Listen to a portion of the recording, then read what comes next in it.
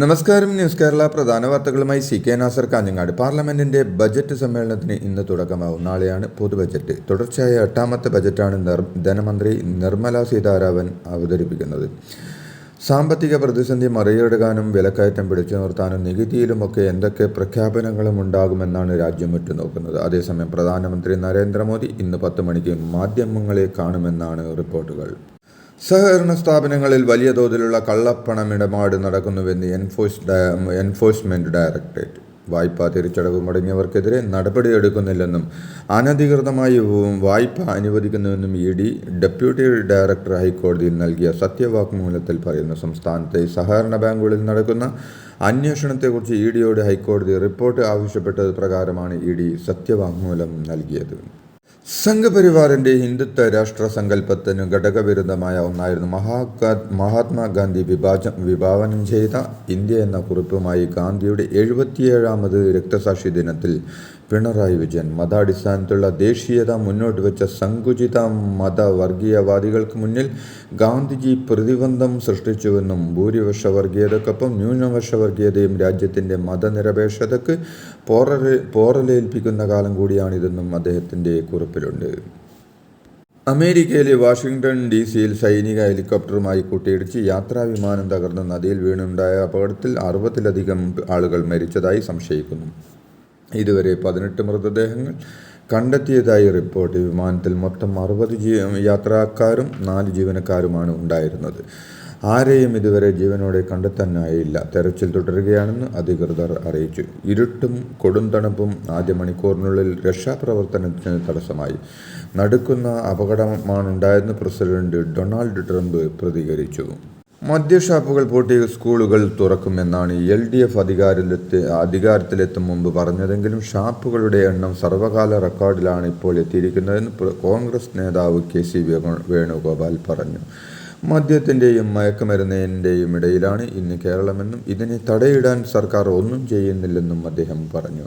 CPI മദ്യനിർമ്മാണശാലയ്ക്ക് കൂട്ടുനിൽക്കുമെന്ന് കരുതിയില്ലെന്ന് പറഞ്ഞ Venugopal CPI കാര്യങ്ങൾ പറഞ്ഞ് മനസ്സിലാക്കുമെന്ന മന്ത്രിയുടെ പ്രതികരണത്തിൻ്റെ അർത്ഥം ലഭിച്ച ഡീലിൻ്റെ ഷെയർ നൽകുമെന്നാണോ എന്നും അദ്ദേഹം ചോദിച്ചു. മുഖ്യമന്ത്രിയും MP രാജേഷും മാത്രം അറിഞ്ഞാണ് എലപ്പുള്ളിയിലെ ബ്രൂവറിയിൽ തീരുമാനമെടുത്തതെന്ന് ആവർത്തിച്ച് പ്രതിപക്ഷ നേതാവ് VD സതീശൻ. താൻ പുറത്തുവിട്ട രേഖ വ്യാജമാണെന്ന് മന്ത്രിയും സർക്കാരും പറഞ്ഞിട്ടില്ലെന്നും ഒയാസിസ് കമ്പനിക്ക് വേണ്ടിയാണ് സർക്കാർ മദ്യനയം മാറ്റിയതെന്നും അദ്ദേഹം പറഞ്ഞു. മദ്യനയം മാറും മുമ്പ് അവർ അവിടെ സ്ഥലം വാങ്ങിയെന്നും മദ്യനയം മാറുമെന്ന് കമ്പനി എങ്ങനെ അറിഞ്ഞുവെന്നും അപ്പോൾ ഈ കമ്പനിക്ക് വേണ്ടിയാണ് മദ്യനയം മാറ്റിയെന്ന് വ്യക്തമായെന്നും അദ്ദേഹം കൂട്ടിച്ചേർത്തു. ഒരു പാർട്ടിയുടെ ഭാഗമായി നിന്ന് വിജയിച്ച ശേഷം പൊടുന്നനെ മറ്റൊരു പാർട്ടിയിലേക്ക് മാറുന്നത് ജനാധിപത്യത്തിലെ ധാർമ്മികതയ്ക്ക് ഉതകുന്നതെന്നും എന്നാൽ അതിനോട് ജനങ്ങൾ പ്രതികരിക്കേണ്ടത് ജനാധിപത്യപരമായി അടുത്ത തെരഞ്ഞെടുപ്പിലാണെന്നും അല്ലാതെ ആക്രമിച്ചോ കയ്യാങ്കളിയിലൂടെയോ അല്ലെന്നും ഓർമ്മിപ്പിച്ച ഹൈക്കോടതി. കൂത്താട്ടുകുളം നഗരസഭയിലെ അവിശ്വാസ പ്രമേയവുമായി ബന്ധപ്പെട്ട കാര്യങ്ങൾക്കിടെയുണ്ടായ സംഘർഷത്തിൻ്റെ പേരിൽ പോലീസ് കേസെടുത്ത UDF അംഗങ്ങൾ സമർപ്പിച്ച മുൻകൂർ ജാമ്യ ഹർജി പരിഗണിക്കുമ്പോഴായിരുന്നു ജസ്റ്റിസ് PV കുഞ്ഞികൃഷ്ണൻ ഇങ്ങനെ നിരീക്ഷിച്ചത്.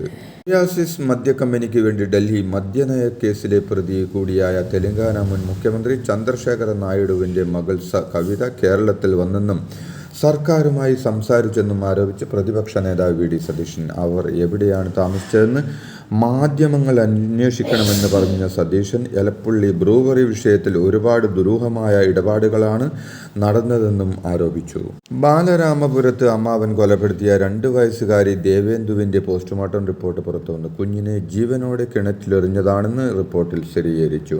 മുങ്ങിമരണമെന്നാണ് പോസ്റ്റ്മോർട്ടം റിപ്പോർട്ട്. എന്നാൽ കുട്ടിയുടെ ശരീരത്തിൽ മറ്റ് മുറിവുകളില്ലെന്നും റിപ്പോർട്ടിൽ പറയുന്നു. ഇന്നലെ രാവിലെയാണ് വീട്ടിൽ നിന്നും കാണാതായ കുഞ്ഞിനെ വീട്ടുമുറ്റത്തെ കിണറ്റിൽ മരിച്ച നിലയിൽ കണ്ടെത്തിയത്. ഹരികുമാറിന് സഹോദരിയോടുള്ള വൈരാഗ്യമാണ് കുഞ്ഞിൻ്റെ ജീവനെടുക്കാനുള്ള കാരണമെന്നാണ് സൂചന. ഹരികുമാർ ആവശ്യപ്പെട്ട ചില കാര്യങ്ങൾ ശ്രീതു ചെയ്തു കൊടുക്കാതിരുന്നതാണ് വൈരാഗ്യത്തിന് കാരണമെന്നും പോലീസ് സൂചിപ്പിക്കുന്നു. ബാലരാമപുരത്ത് 2 വയസ്സുകാരിയെ കൊലപ്പെടുത്തിയ സംഭവത്തിൽ അമ്മാവൻ ഹരികുമാറിൻ്റെ അറസ്റ്റ് രേഖപ്പെടുത്തി. പ്രതിയെ ഇന്ന് കോടതിയിൽ ഹാജരാക്കും. അതേസമയം കുട്ടിയുടെ അമ്മ ശ്രീതുവിനെ മഹിളാ മന്ദിരത്തിലേക്ക് മാറ്റി. ഏറ്റെടുക്കാൻ ആരുമില്ലാത്തതിനാലാണ് പൂജപ്പുര മഹിളാ മന്ദിരത്തിലേക്ക് മാറ്റാൻ തീരുമാനിച്ചത്.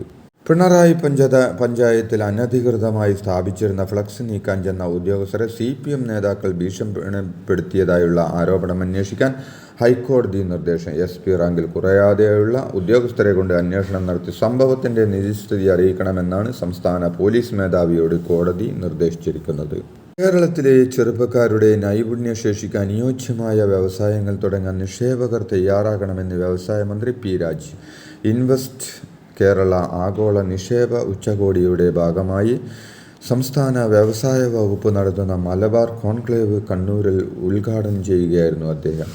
കേരളത്തിലെ അഭ്യസ്തവിദ്യരും നൈപുണ്യശേഷിയുമുള്ള ചെറുപ്പക്കാർക്ക് അനുയോജ്യമായ വ്യവസായം വന്നാൽ കൂടുതൽ ശോഭനമായ തൊഴിൽ സാധ്യത ഇവിടെ തന്നെ രൂപപ്പെടുമെന്ന് മന്ത്രി പറഞ്ഞു.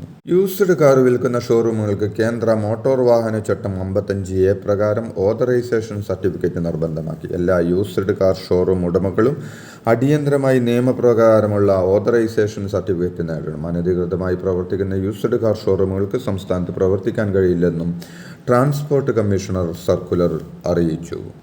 മുസ്ലിം വിദ്വേഷ പരാമർശ കേസിൽ PC ജോർജിന്റെ മുൻകൂർ ജാമ്യാപേക്ഷ പരിഗണിക്കുന്നത് വീണ്ടും മാറ്റി. അടുത്ത മാസം 5-ന് ഹർജി പരിഗണിക്കും.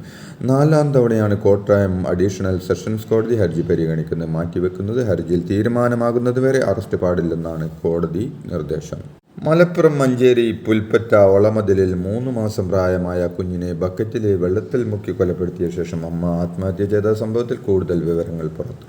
ഒളമതിൽ ആലുങ്ങാപ്പറമ്പിൽ മിനിമോളും 42 ഇവരുടെ 3 മാസം പ്രായമുള്ള ആൺകുഞ്ഞുമാണ് മരിച്ചത്. കാഴ്ചക്കുറവുള്ള മനോവിഷമത്തിലാണ് ആത്മഹത്യ എന്നാണ് പ്രാഥമിക നിഗമനം. തൃപ്പൂണിത്തുറയിൽ 15 വയസ്സുകാരൻ ഫ്ളാറ്റിന് മുകളിൽ നിന്ന് ചാടി മരിച്ച സംഭവത്തിൽ സംസ്ഥാന പോലീസ് മേധാവിക്ക് കുടുംബം പരാതി നൽകി. സ്കൂളിൽ മകൻ ക്രൂരമായ ശാരീരിക മാനസിക പീഡനത്തിനിരയായെന്ന് കാട്ടി അമ്മയാണ് പരാതി നൽകിയത്. ചില വിദ്യാർത്ഥികളിൽ നിന്ന് ക്രൂരമായ റാങ്കിംഗ് മകൻ വിധേയനായെന്നും കുടുംബം ആരോപിക്കുന്നു. സ്ത്രീത്വത്തെ അപമാനിക്കുന്ന രീതിയിൽ രാഹുൽ ഈശ്വർ പെരുമാറിയെന്ന മലയാള ചലച്ചിത്ര നടിയുടെ പരാതിയിൽ രാഹുൽ ഈശ്വറിനെതിരെ കേസെടുത്തു. കൊച്ചി സെൻട്രൽ പോലീസാണ് കേസെടുത്തത്. ആദ്മി പാർട്ടി ദേശീയ കൺവീനറും ദില്ലി മുൻ മുഖ്യമന്ത്രിയുമായ അരവിന്ദ് കെജ്രിവാളിനെതിരെ രൂക്ഷ വിമർശനവുമായി അണ്ണാ ഹസാരെ. കേജ്രിവാൾ തന്റെ നിർദ്ദേശങ്ങൾ മറന്നെന്നും പണത്തിന് പിന്നാലെ പോയെന്നും അണ്ണാ ഹസാരെ വിമർശിച്ചു. കേജ്രിവാളിനെതിരായ അഴിമതി ആരോപണത്തെക്കുറിച്ച് പ്രതികരിക്കുകയായിരുന്നു അണ്ണാ ഹസാരെ. കോൺഗ്രസ് MP രാകേഷ് റത്തോഡ് ബലാത്സംഗ കേസിൽ അറസ്റ്റ്. ഉത്തർപ്രദേശിലെ സീതാപൂരിൽ വാർത്താസമ്മേളനം നടത്തുന്നതിനിടെയാണ് രാകേഷ് റത്തോഡ് അറസ്റ്റിലായ 45-കാരി നൽകിയ പരാതിയിൽ 2 ആഴ്ചയോളം നീണ്ട അന്വേഷണത്തിനൊടുവിലാണ് കോൺഗ്രസ് MPയുടെ അറസ്റ്റ് രേഖപ്പെടുത്തിയത്. വിവാഹം കഴിക്കാമെന്നും രാഷ്ട്രീയ ജീവിതം കെട്ടിപ്പിടിക്കാമെന്നും വാഗ്ദാനം നൽകി ബലാത്സംഗം ചെയ്യുകയായിരുന്നുവെന്നാണ് പരാതി. ഇതോടെ ഇന്നത്തെ പ്രധാന വാർത്തകൾ സമാപിച്ചു. നന്ദി, നമസ്കാരം.